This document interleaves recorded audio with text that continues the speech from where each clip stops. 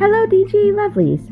This is Neisha M, your Geek Mom, and welcome to another episode of Diversely Geek Discusses, a space between planes where fans explore the meaning of being geek, learn what it means to identify and embrace your inner geek, and how connecting with geeks across the globe can help us on our journeys to transforming our fandom passions into positive action. And hello, DG Lovelies. Welcome back to another episode of Diversely Geek Discusses. And today, I am speaking with the amazing Mollee B Marcus and Kat Smith, and our love and basically our respect for the amazing Norman Lear, who was a dynamic visionary in the television world, and still is, and he's alive, and we still have the amazingness of having him around. So, yay! And I am going to welcome our two guests today, Mollee and Kat. Yay! Yay! Hey guys, I'm so glad to have you both on this conversation with me, because I realize that the respect and the accolades for Norman Lear has a lot to do with age and generation, to some extent. Oh, yeah. To a lot of extent. For sure. So we are children of Norman Lear by proxy. Yeah, and you know what? The kids today, though, they're grandchildren of Norman Lear, and they just don't know it. They just don't realize it. Yeah. You know, because totally. he invented so much of television as we know it, and laid so many of the ground rules that are still a thing. And yeah. This is going to be like the three of us doing a whole lot of, shaking fists at clouds, right? And yes. my lawn. Yes, I love it. Oh my God, I love it. So, okay, that's cool. I love this. So, I mean, I'm just going to, just generically speaking, we're going to look at the history, because of, a lot of our listeners are from a Generation X and Millennial generation, and they know a little bit more about Norman Lear, so I'm going to just give the history, and then Kat, I'd like you to go ahead and give a little bit of the television history, and then Mollee, sure. Jump in from there real quick. So, sure. Absolutely. And as we've established, he's how old at this, 89? 96. 96, oh my God. See, I'm trying to add years onto him. He was a World War II veteran, actor, writer, producer, director, and creator of such legendary sitcoms like All in the Family, Good Times, Sanford and Son, The Jeffersons, Maude, and many other sitcoms that defined and revolutionized American television. I'm actually reading straight out of his IMDb because it's beautiful. He was born in New Haven, Connecticut, and his last name was Sokolovsky, and it was amazing, but because his dad had the name Lear, also as part of his history, he used that's the name he was given. He is, his grandparents were all Russian Jewish immigrants, and his grandmother, which made sense to me, was inspiration for the character Edith Bunker, and his father, Herman, was the all-time inspiration for the character Archie Bunker, because Norman Lear used to describe his father as a bigot and totally into get-rich-quick schemes. And I wanted to understand where he was writing from, and it really was from a very personal point of view. And Plus the time it is. And the time that it was, and where he was from.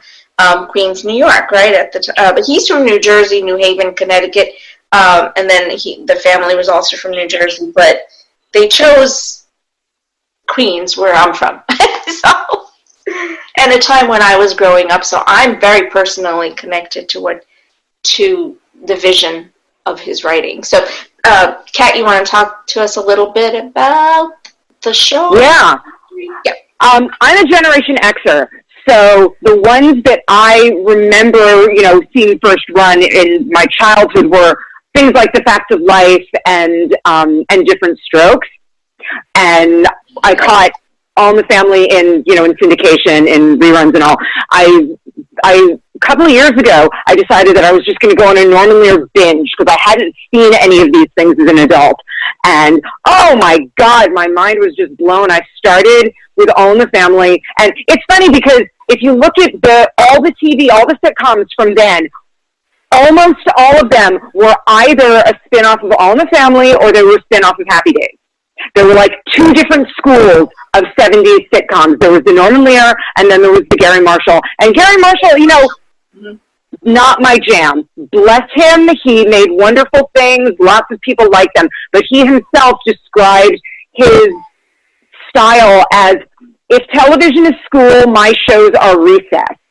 And yeah, totally, you know, totally. That's great. I want a little more teeth with American my yeah. That was the beauty of Norman Lear, is that he had all of these things that he found relevant, that he wanted to say, and he used the mediums of these relatable family comedies to be able to say them. I mean, it was brilliant. After watching All in the Family, I watched Maude. Hello, groundbreaking feminist right there. Yeah, huge. Oh, my Lord. Huge. Yeah. And then there was Good Times came off of that, and The Jeffersons. And I feel like there had to have been one more that came off of All the Sanford and Son. The Jeffersons, my friends. The Jeffersons. Yeah. Moving on up to the... Yep. Oh, yeah. Yeah. So, I mean... But it paved the way for Sanford and Son as well. Don't forget that one. Which was connected to other shows, actually. So, and I liked that he did that. It was a very strong styling of his. I think that one of the best things he ever did, I don't mean to interject, but I wanted to say... please go. Is that one of the best things that Norman Lear ever did was to cast according to the character. Cast according to what made sense for the character. Who played the role the best. He did not cast for pretty. He did not cast for body perfection. That's true. What was No, he was casting real humans. That's it. He was casting people. Yeah. And oh my! I mean, the original All in the Family, that ensemble, those core four people, that was just a magical, brilliant combination. I think it probably helped a lot that Carroll OConnor was, first of all, amazingly talented, but second of all, as smart as he was, and a staunch Democrat from what I've read. Which made it even better. Brilliant. In life, he was the opposite of Archie. But how brilliant for him to allow himself to be the buffoon, to be the idiot that everybody else got to say smart things to, and then the smart things got to be said. You know, which his rants. Yeah, like his rants were amazing, because if you I mean, so many people would look at the show and go, "Oh, he's this, he's that." I'm like, look beyond that. Think about the show, and a lot of people just didn't do that. That's the problem. You're like, no, but see, it's Archie's satire. Don't you get that? You're supposed to be thinking he's an idiot. You're not supposed to be agreeing with him. Although there were times when nuggets of truth shone through. Yeah, I mean, he's a bigot. Edith's a dingbat. Edith, I'm sorry, had these stores of untapped wisdom, and we saw them. Yes, absolutely. Yeah, she did. Especially when she was talking to Gloria. She lived in a very oppressive culture.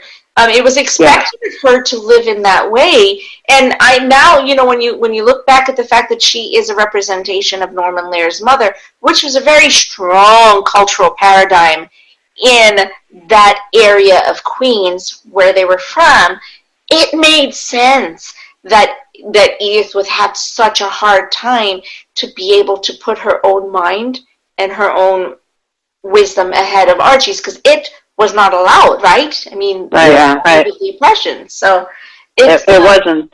And especially like when Gloria would talk to her and say, "Mom, you don't have to do these things," but she's like, "Yeah, I do." And then she's like, "Mom, no, you don't." And so there you got that whole dichotomy of the improvement and the involvement of a woman's role in the house and the importance of what they do. And I thought it was brilliant. And they love each other. They love each other so much. Archie loves her so much. It's so clear. It's so there. I love those little moments of when you look underneath the comedy at the real relationship, and there's such affection there. He's crazy about her. That time that he, thought he was going to cheat on her and then he couldn't do it. Yeah. And that that episode of Archie Bunker's Place, which wasn't, as a series, it wasn't great, but like that episode where he's talking about Edith's death, my God, my heart. Oh, yeah. So sad. So sad. I mean, he loved her so much. And he's that episode of All in the Family where she gets sexually assaulted by that creepy guy who is in the house. Do you remember that one? Yeah. Oh, yeah. This young guy, and he gets in the house, and he keeps her at the point of a gun, I think, and she finally gets out and rips her dress off, and she finally gets out of it by taking something out of the oven and throwing it in his face. Yeah, I remember it very much so. And she's completely like, and Archie is total, and the same thing with Gloria in season 1 when Gloria gets almost raped by somebody when she's walking home, he's oh my God, he's lost. He wants so badly to help, and it breaks my heart because he doesn't have the tools, he doesn't know how, but he wants to, and that's why I think you could still love him. There was that humanity under there. As much as he was an idiot, this is why Carroll OConnor was so brilliant. That heart was still there. But I always felt like there was a very strong sense of ownership and identification with Edith and Archie as my own parents in a way because of the acculturations that came with living in the area. Because there was expectations for you to live a certain way, to act a certain way. The thing that we're constantly battling in this show, right? Outside of those acculturations. And the thing is that they could break down those barriers with Archie. It wasn't like he was hardened stone. Edith could break him down. It really depended on the situations. He could be broken. And for the better, he could be broken. And it's not a bad thing, right? He wasn't this true idiot. I believe it was all sitting under there. I just think that he was completely confined to the constructs of what was considered to be his social demographic. This is how guys acted at the time, so it's what he did. You know what I'm saying? Yeah. But, like, when we introduce Meathead... Right. Meathead... Yeah. I have to say this. When you watch it first run, correct me if I'm wrong, he's supposed to be like the guy who knows the things, right? He's supposed to be the opposite of the foil to Archie, and he's the guy who knows the thing.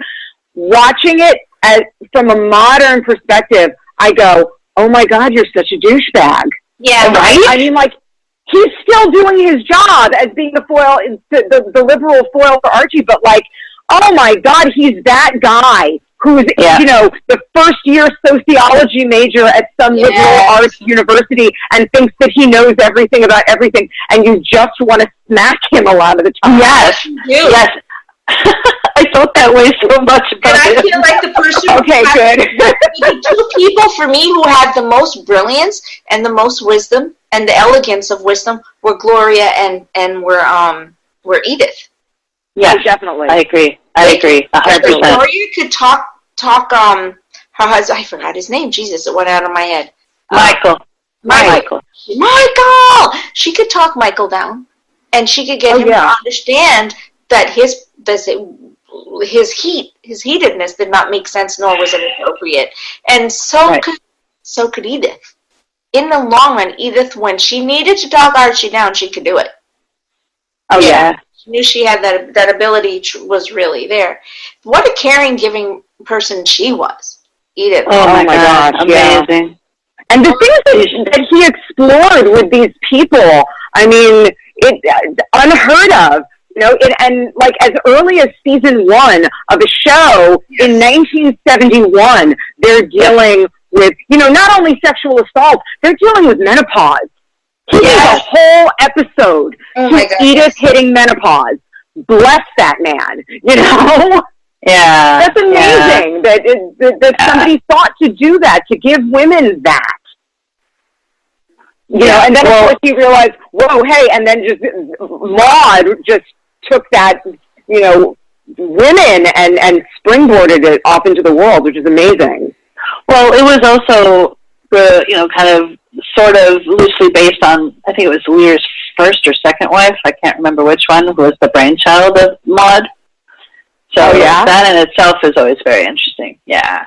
Well, you know, it's so hard because I grew up with a Golden Girl, so it was very hard for me to like get Dorothy Zbornak out of my head and appreciate Maude for who she was.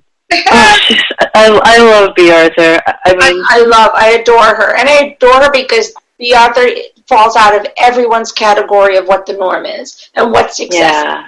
Correct. Yeah. She's fantastic. Completely out of the norm of to what anybody would consider to be a musically inclined person, which she was, but it's so completely out of the norm. Yeah. Right? Oh, yeah. You don't think musicals when you think B. Arthur, for sure. I do. Yes, she was. And that's the craziest thing. It made sense. I think musicals. I do, too, actually, because that is what she did. She just literally... Well, originally, yeah. Like Joel or Neisha, something. that's going to be our theme song, Bosom Buddies. That's going to be our theme song. From Yes. We'll always be Bosom Buddies. Right? That's... Oh, my God, I love you so much. That's a whole other conversation. Oh my God, you just went there. Tom Hanks much? Okay, just had to do that. That's a whole other conversation. But yeah, Bosom Buddies, yeah, definitely. How amazing was it though that like they knew this about their people and like they gave B excuses to sing on Maude bunches of times. That's true. You know, they just screw it. Why the hell not? She's got this talent. Let's just use it. And it was fun. It was a lot of fun. Do we launch now? Do we go into the land of One Day at a Time yet? I was just about to say that. We can. I think we want to. I know we want to. I know we're out chomping at the bits for this because that's really. But I want to actually explore Good Times. Good Times. Remember that Maude is how we were brought Good Times. Remember that role played Florida, and Flo was she not the not the maid for Maude? I think that was also the brilliance of them, and even Gary Marshall did it at the time, and it was a beautiful genre. I actually liked shows like with Gary Marshall bringing Mork and Mindy later on, you know, and it's just a juxtaposition. I don't mind doing that with shows. So I love that Norman Lear set precedents with bringing shows to us where we were able to move in and move on to characters that we loved within that show and then learn their story, learn who they were. Right. And I felt with Flo, we got that opportunity. And we got it with too. Mm-hmm. Yeah, I mean, the thing with Good Times 2, especially, is because it took place in Cabrini Green, which was one of the nastiest projects besides the Robert Taylor homes in Chicago. And it was, and of course, you got little Janet Jackson, and she's a little kid in there, too. But, it was so good. I mean, it was so poignant and so spot on, and the way that they dealt with it, and that it wasn't blaxploitation, which you saw a lot of at that time, even with the dynamite stuff going on. I really felt like, you know, it really delved into issues that were a little bit taboo and that no one was really thinking about. Yeah. For people of color. Yeah. What I read was that that it was left to the actors. I was reading, you know, John Amos's bio because I've had a crush on him forever. When he died and my eye candy went away, the whole show just changed. Him and Robert Young, man, were two of my early crushes. You're so right. Right? Okay. Right? But I think he was saying things like, well, they'd write the script for the episode and then kind of turn it over to the cast, who would, his words not mine, darken it up. Ooh. Which, you know, we can laugh at that, but also I think it's cool that the writers will, I mean, yes, you should have had more brown-skinned people in the room, but baby steps, it was the 70s. You know, I thought it was awesome for the writers of the thing to be able to admit that these people may have experiences and perspectives that are outside of their own, and that, you know, and that the actors, just so often the actors are treated like pieces of meat. Get up, puppet, and dance. Do what you're told. Right. And it's cool that they were able to share real life perspective. and here's the beauty. It's 74. It was unheard of to bring us a show like Good Times. And to cast it the way that it was also cast. Again, I'm going to bring back casting to this. And remember, Janet Jackson's in that, too. Remember, that's where... Yeah, she came in a little bit later, but yeah. Right. I mean, but I think it was so cool how, like, they dealt with, like, serious issues. But they still brought comedy into it. I mean, the same with Archie Bunker. They still did that, too. I mean, almost all of Lear's shows have that. They have that seriousness mixed with comedy. And I think that's what makes it digestible. And I think that's also what helps bring his points to the surface. And to say, oh, I get it now. Because even with that laugh, it eases it just enough that you accept the serious because of the comedy. Absolutely. You know what he did at the very end of Archie Bunker, All in the Family? When Archie would just, all of a sudden, the light bulb would go on and they would pan like that 180 degree around, and all of a sudden you'll see him and the eyes will widen. And you know in that moment that it's this huge light bulb realization moment in Archie's, like, everything's falling into place. See, I love that so much because it brings you back to the dynamic of, no, we didn't really want you. We wanted you to understand that that Archie was going to learn the lesson, and he did the same thing with the movement of cameras. Say, for instance, in the Jeffersons, if you notice the movement in that, that 180 degree from the door that brings us down to the kitchen, and you notice when we'd be seeing what's the name of the maid again? I always forget her name. Good Lord. In the Jeffersons?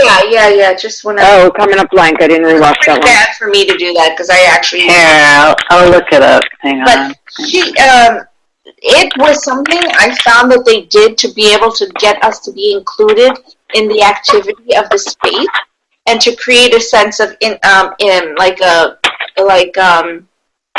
what's the word? A sense of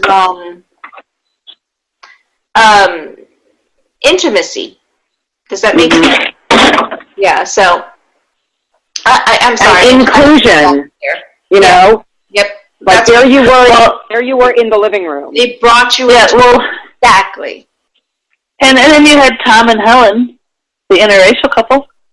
Oh right. Right. Don't forget them. The maid's name. Let's see, Maria Gibbs played Florence. I can't believe I'm blanking on that. I usually I'm totally blanking on it. But then he went on to deal with, interracial families in Different Strokes. Right. People always forget that Different Strokes and Facts of Life were him too. Yes, that's right.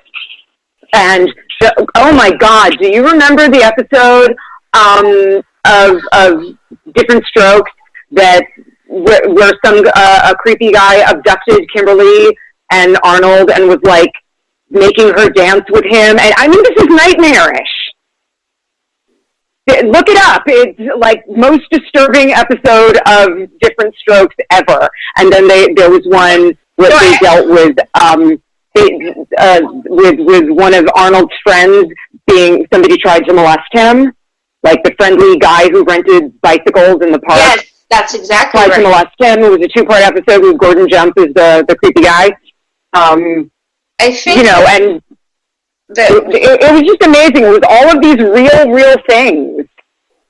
I think that again, we're going to go back to the fact that at no point in time did Norman steer away from being real, right? About telling a true story, and that is not something that was par for course at the time. Because if you remember the time that particular age of television writing, we had MASH, but we also had a lot of superhero or hero type writing, where we had a very strong heteronormative heroine or hero. You know what I'm saying? And so it was really interesting to find that Norman Lear's work stayed successful through a time when we were still very much questioning what our normal dynamics were as a nation.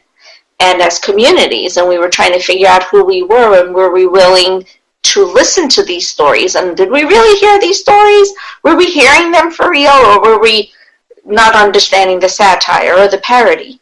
So, I mean, for myself, I understood it. I got it completely. But what do you think about the social culture at the time? Do you think they understood it?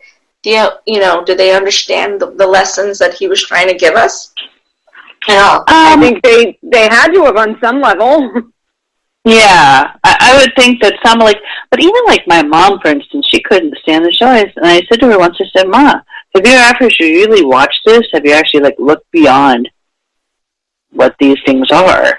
And she goes, well, I guess not really, but at the same time, it's I said, Ma, you need to. I said, understand this, like you said earlier, this is satire. So I think, again, it might be generational, perhaps. Maybe for some people there were triggers and they didn't want to see the message that was behind the line, so to speak. Uh-huh. So I think this is one where I think some people would see it at face value, and those who really understood where the show was going got the deeper meaning and therefore enjoyed it all the more. Do you think there's a lot of people that one of my oldest studio friends is always talking about her Archie Bunker grandma, because I guess her grandmother is just like him, unironically. And I think a lot of people can sit there and go, oh, Archie's that guy in my family. He's that guy. And they were very much archetypes. So I think that everyone had something in there to relate to, and people deal with that, with that being confronted with a mirror in that really, decisive way, in that really insightful way. People confront that in different ways. Some people think it's, oh my God, that's amazing, I relate so much, and some people don't want to see that. They don't want to see that about themselves. And they don't want to see, oh, well, I have this in common with this guy who's supposed to be a buffoon, so maybe I can think differently, because I don't want to think like this guy who's a buffoon. So it was that mirror that we're talking about, and how many people looked into the mirror across the 20, 30 years and actually saw what he was actually showing them versus what we thought we were supposed to see. And I know, and you understand what I'm saying. I know that not everyone did see the clearly defined construct, right? Yeah. Of who Archie Bunker was supposed to be. I think people really, because I know this for a fact, that I spoke to people who just saw him as a bigot.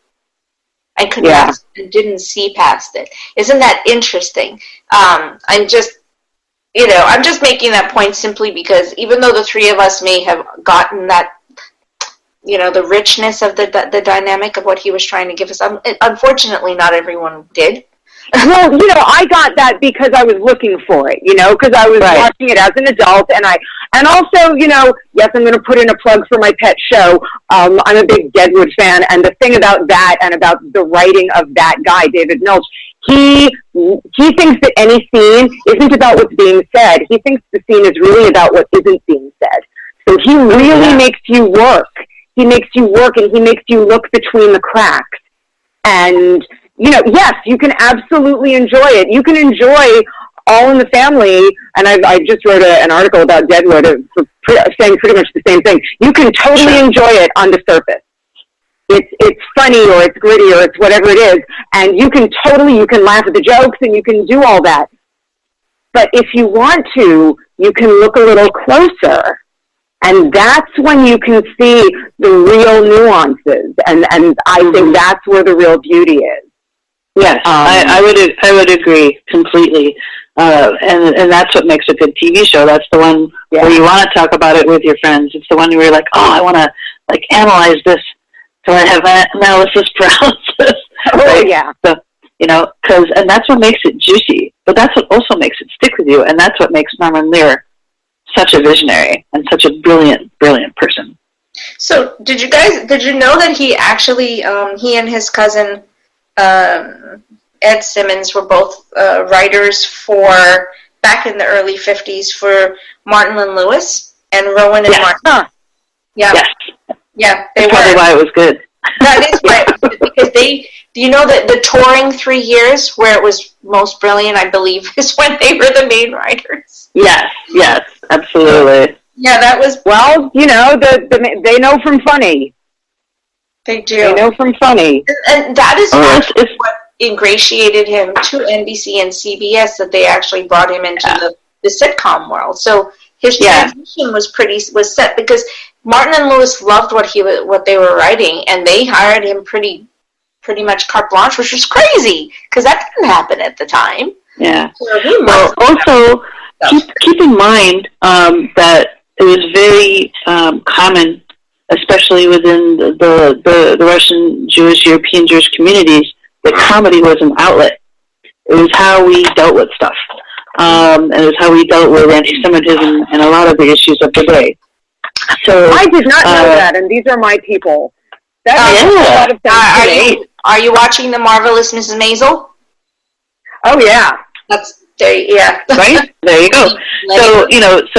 So you remember you had the Borscht Belt, you had all these other things, you had radio, you had Milton Berle, you had all of these people coming out and around, and I think that's partly why people got all scared, like, oh my God, Jews in Hollywood, this and that, blah. And as someone who's of that tribe, I always found that very humorous, we're writing comedy here. We're not trying to take over the world. We might change your perspective on things, but we're not going to take over your world, right? And so I think, to me, especially looking back at my grandparents and my parents and my families and the history of what we go through, storytelling and comedy is so important as a culture.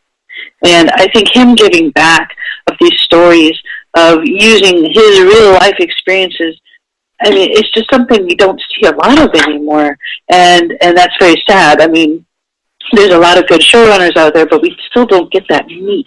It's only very rare that we'll see something on Netflix, or we'll see something somewhere else. We're like, wow, this really grabs me because of X, Y, and Z. And I would say, yes, like one day at a time. Absolutely. One day at a time.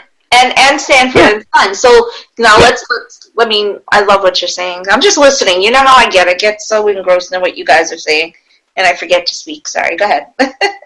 You can launch. Before I start screaming my love for the Netflix One Day at a Time, we have to give, due diligence. We have to give props to the original. Yeah. We have to give Bonnie Franklin and them, because a single mom. My God, that's how dare you? So taboo. A single mother as a protagonist of a TV show? What? How dare you? It was okay to be a single mother. Thank you very much. Yeah, amen to that. Mm-hmm. Amen. I'm a single mom, so amen to that. Right here too. Right here, baby. There was all of us. So. Yes. So, yeah. You want to talk a little bit about the original show? One Day at a Time, about the original show. I mean, yes, he tackled with the original One Day at a Time. Yes, it was still slightly heteronormative, but he didn't write it that way, right? Because I felt like Bonnie Franklin's character was constantly challenging her own normative. I don't want to be this. This is not my norm. I don't think this is who I'm supposed to be. Yeah, it was so about. And Anne Romano was so about resilience. I mean, she was Superwoman.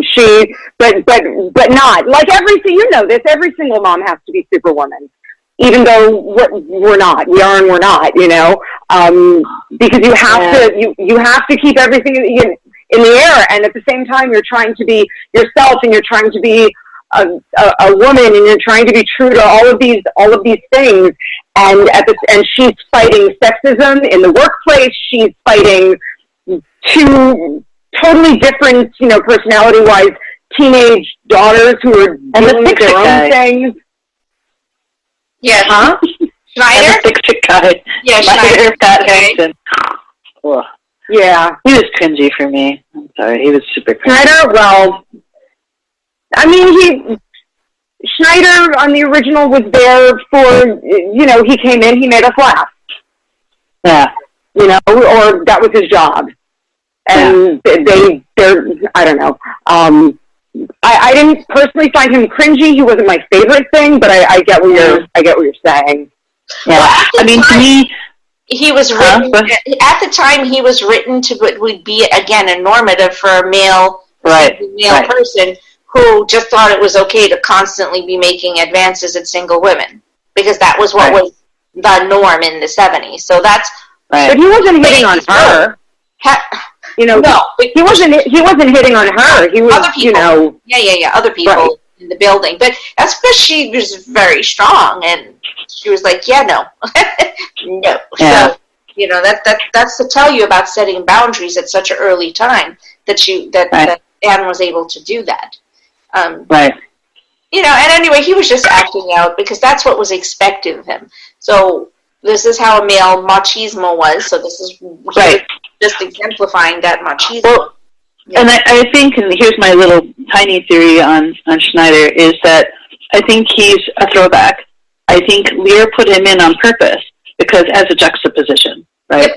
Yep. You have Anne Romano and her family and what she's trying to instill in her daughters versus Schneider. So in a way, it's like, here's the past. The past keeps trying to hit you. Okay, well, not literally, but like, here, we don't really want this past, right? So here's how you get past the past, if that makes sense. Yeah. That's how I kind of view Schneider. That makes perfect sense. And because they're so progressive and they're so about shaking off the shackles of that, of how families are supposed to be. Right. And so he's the relief, the contrast, Mm-hmm. Absolutely. That's very astute of you. Now can we talk about the remake? Yes. Now can we talk about the Netflix one? Yes. Hashtag save one day at a time. Hashtag save one day at a time. Hashtag Netflix.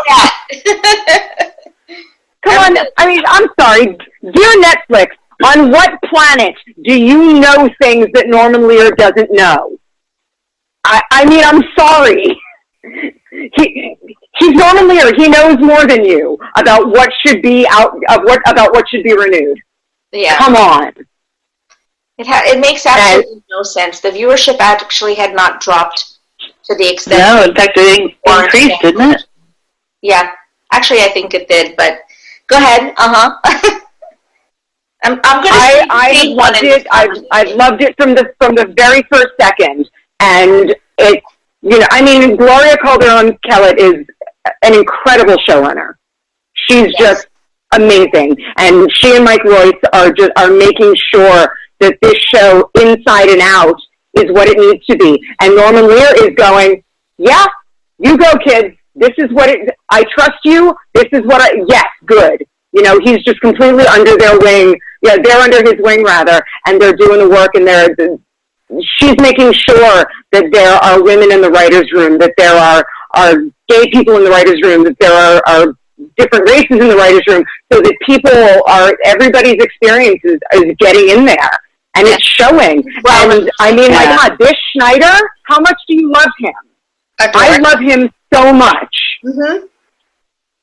Todd Grinnell's character, and the whole thing about Schneider being in recovery, I hadn't known that. That's Todd Grinnell's own experience.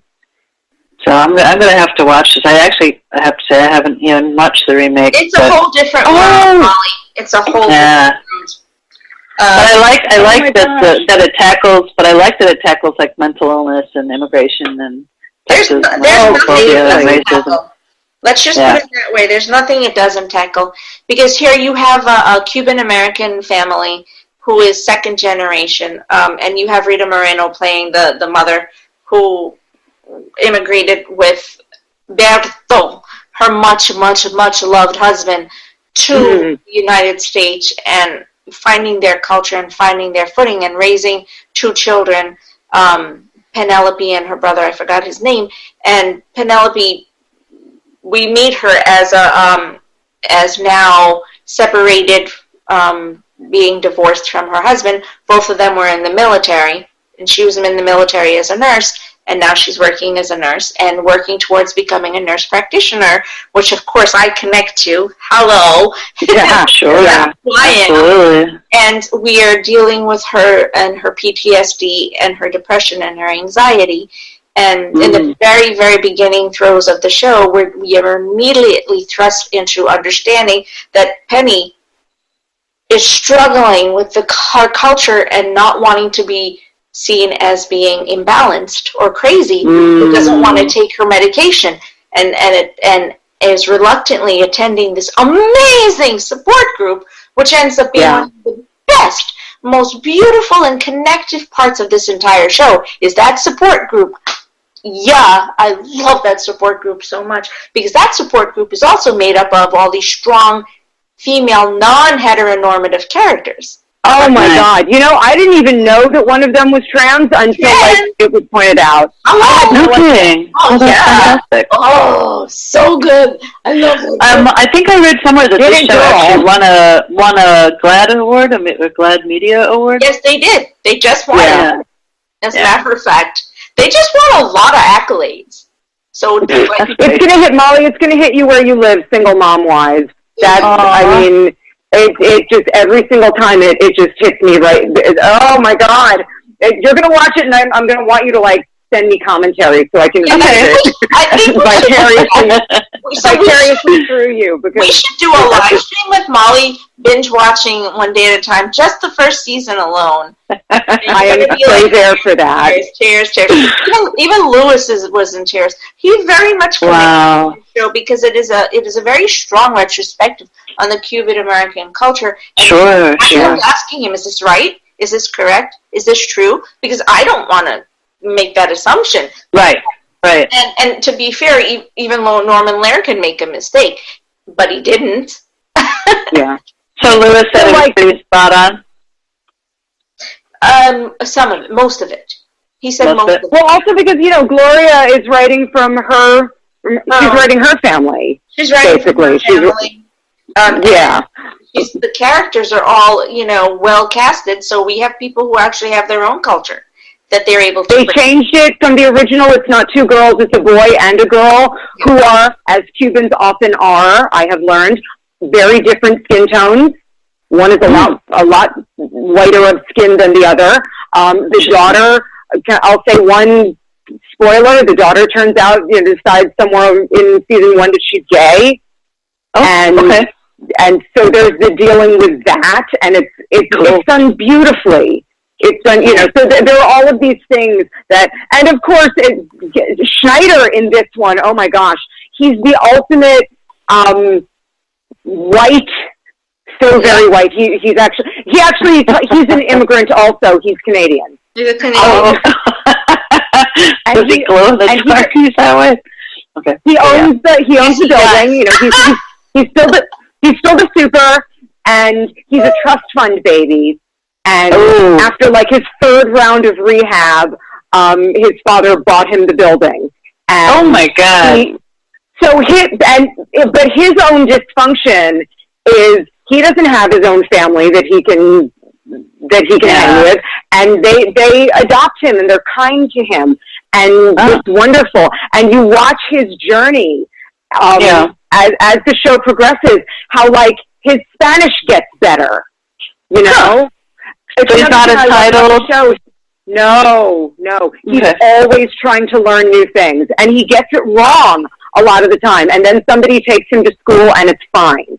You know, it gets to the point where he's Penelope's best friend, and he talks her down from anxiety attacks, and and then when he has a relapse with his alcohol abuse, they drew from the actor's own experience, and it's heartbreaking and gorgeous and and wonderful.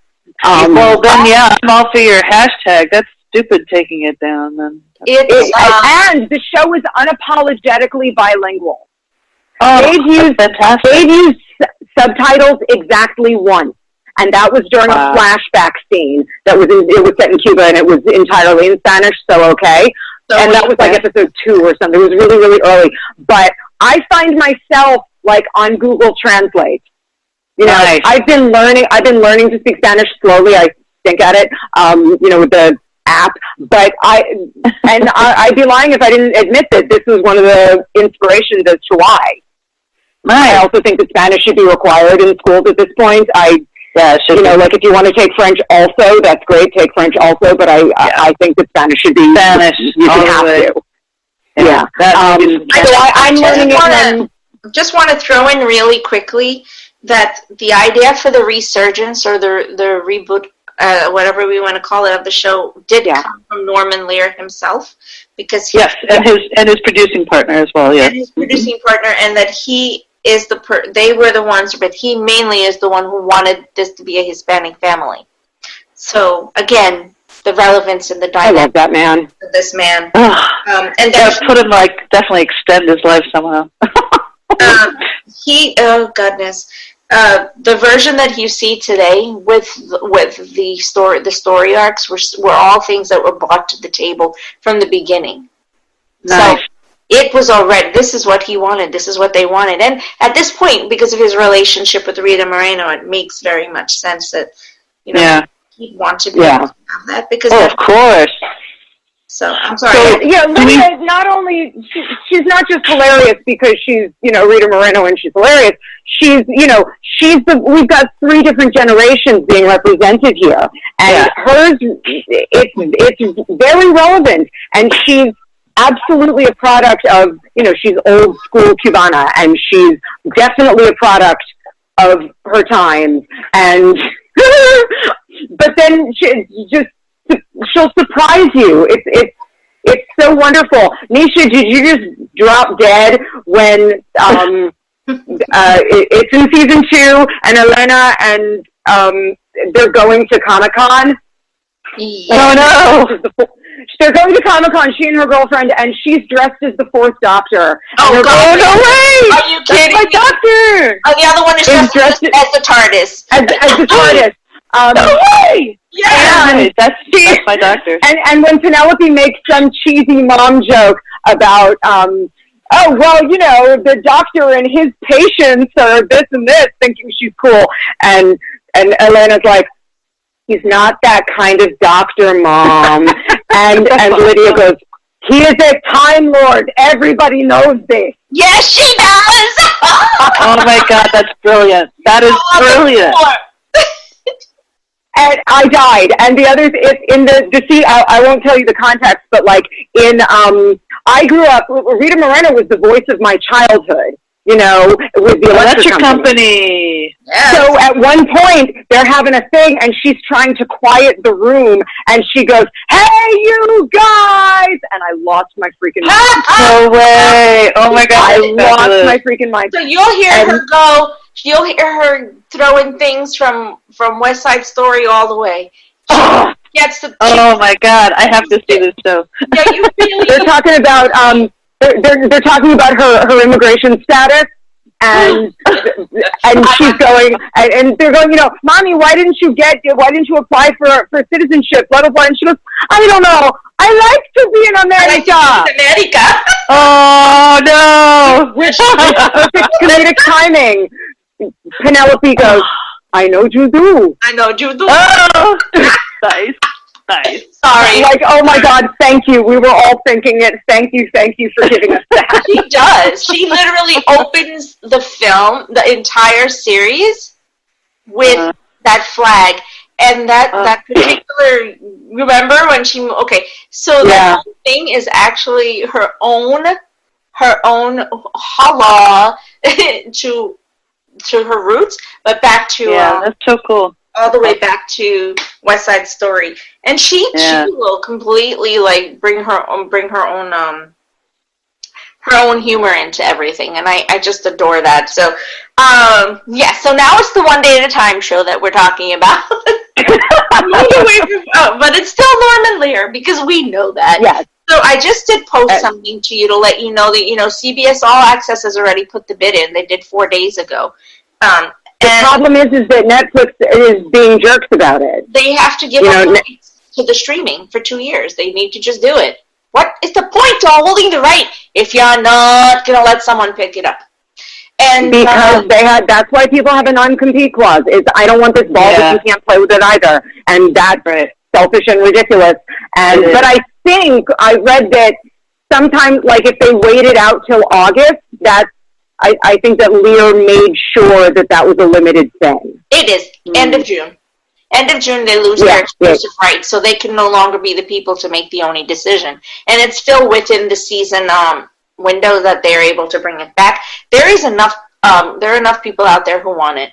So yeah, for sure. Once he knew that Lin-Manuel Miranda was on the case, once he started, tweeting selfies of him with Gloria, and we're like, okay, you know what? That man has magical powers. If anybody can help, it's him. I agree with that. All right, so, I mean, let's wrap with the story, Life and Times of Norman Lear. I know that, that historically, oh goodness, there's just so much to talk about. I can't even barely bring myself. Oh, yeah, we've barely scratched the surface with Mr. Lear, but suffice it to say, his legacy has been beaming into space now for many, many moons. So, one of the things I really wanted to call out to everyone's attention, I'm sure people know this, is that, first of all, recently in 2017, he won the Kennedy Center Honors, which, that's amazing it took that long for him to get it, but that's never no mind. He has it. Yeah. He founded an advocacy organization in 1981 called People for the American Way. Yes, to combat the moral majority. Mm-hmm. Yeah, it is to challenge the moral majority, and again, very controversial in its own settings. But you know what? He's an activist. He's always been an activist, and he believes in the public right, but at the same time in also everyone having equal rights, and that's beautiful. That's beautifully represented in his writing and in the shows. He's a very strong advocate for the First Amendment, but that makes a lot of sense because he started in media and then moved into entertainment as a writer. Yes. And, of course, my God, I mean, hello, he's a World War II veteran. If he doesn't understand what the throes and the ravages of war can do to a people, then I'm not sure. Yeah. Sure.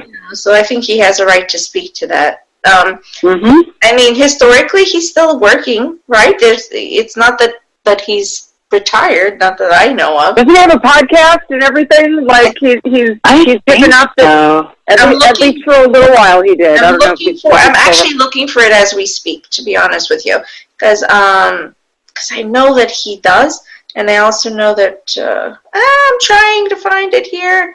There's just so much in his history. It's pretty hard to narrow it all down. Everything for him is. He's written a few books. I think the last one is Even This I Get to Experience in 2014. Was his last book. Wow.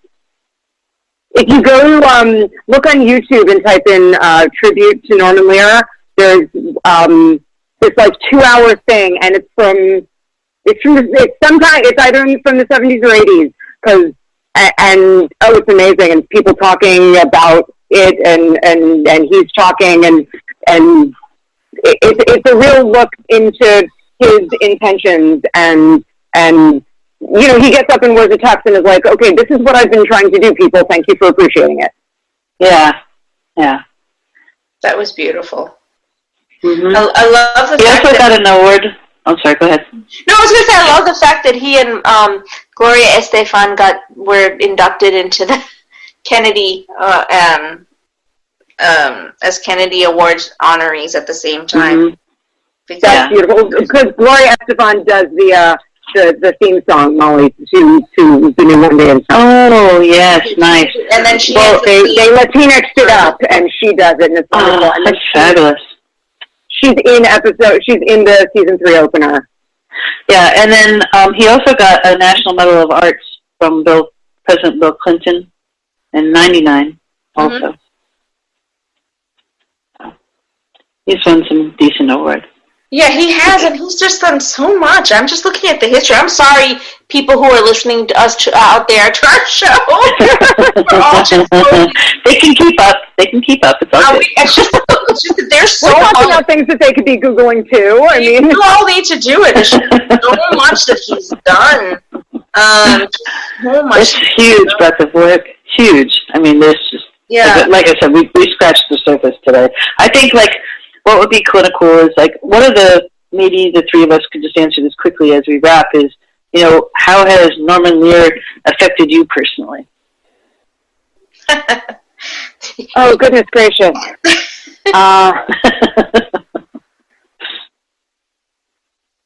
That's a good question. I mean, growing up, like I said, as a Generation Xer, I wasn't aware, like I watched Different Strokes and I watched The Facts of Life and I enjoyed them. I enjoyed them on the surface. And then it's been such training for my brain and my perception as you after a while when you begin to realize that there's so much more to see in anything than what is on the surface. Yeah. You see, oh, that's supposed to happen in this. I will enjoy All in the Family so much more if I look closer at it, if I look between the cracks, if I look at what isn't being said. And you can't help but apply that to life. You can't help to, I think, it's increased my own perception and looks at the different types of American family that are outside of my own experience. Is wonderful and fascinating, and I learn things and appreciate things. Like I said, inspired to get off my ass and learn to speak Spanish finally. And it's wonderful. It's a huge gift. It's been a huge gift for me. Thank you. I completely agree, and I am from a little bit of a generation. Well, technically before, because a little older. I think you're an extra like us, aren't you?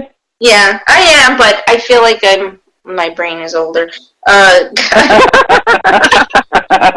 do. And can I also just mention that to round out the family, in the quote-unquote extended family, in One Day at a Time, you've got her boss, the doctor that she works for, yes, who's Dr. Berkowitz, who's played by Stephen Tobolowsky, who's like one of my favorite character actors of ever. And he's absolutely white, absolutely Jewish, and is still part of the family. And it's fantastic. He's at one point,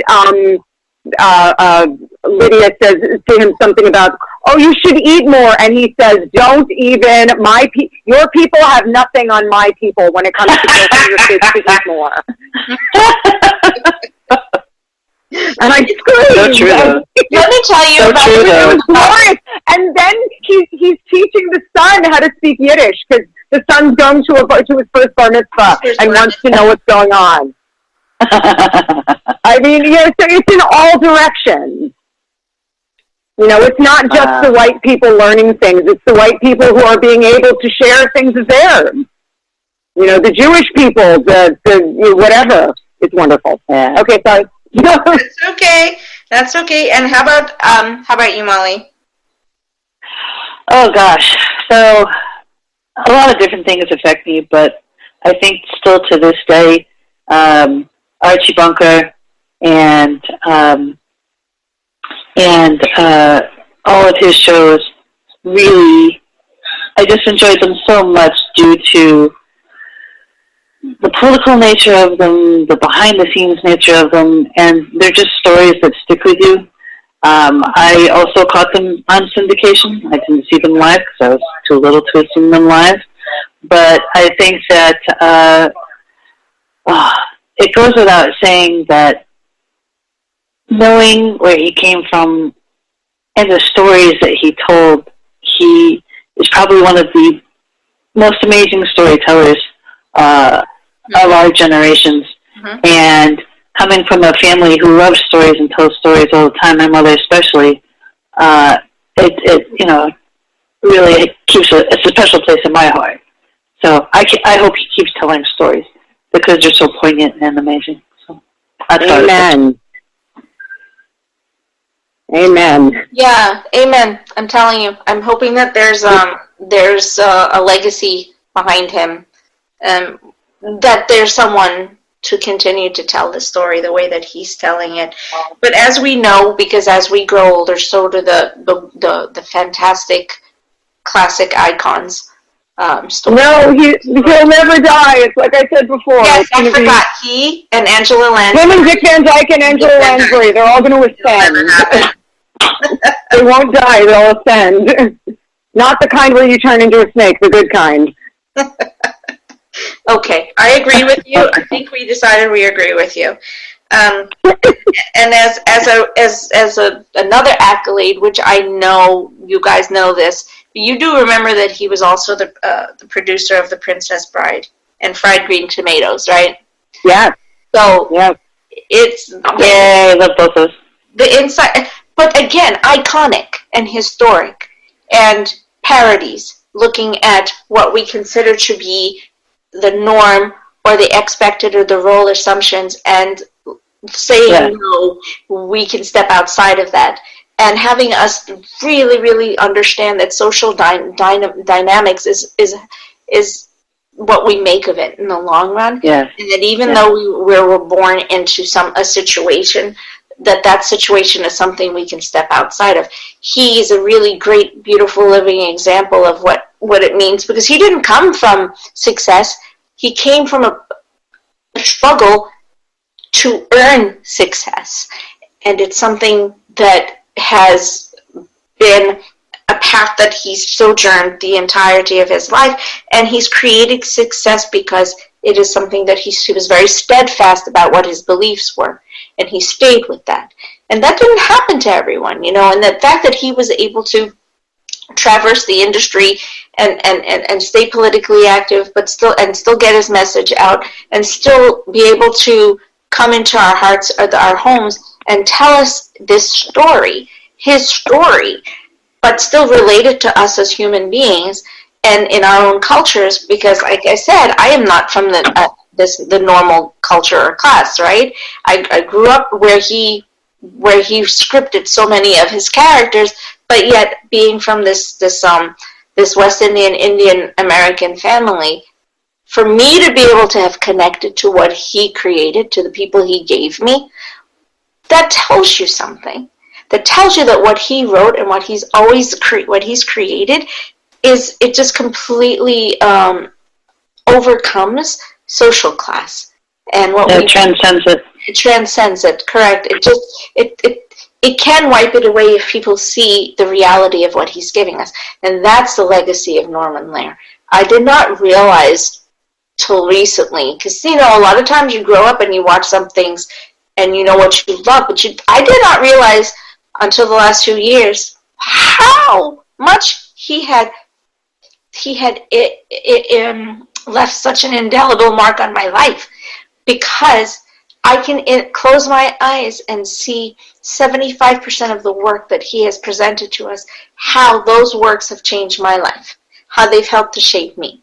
And that is huge, because, that's, I can't even say, now looking back at it, how important it was for me to be able to have All in the Family, and to have the Jeffersons, and to have the good times, and Maude, and now that we're talking about it, I can just recall it all again, and I feel that, and the emotion of that, because he helped me to make it easier for me to be able to figure out my social culture through really difficult times. So I thank him for that, if my thank you counts for anything. Of course it does. So I know that we went off on a tangent, my dear guests and friends, because we knew that was going to happen. I pretty much pre-warned you at the beginning that we would probably not totally stay on topic, but yet we would. We're on topic. We're on topic. We stayed on topic. We just topic-ish. It was a little spin-off of the topic for a little while, but definitely connected. We just fanned all over the place, which is what we're supposed to do.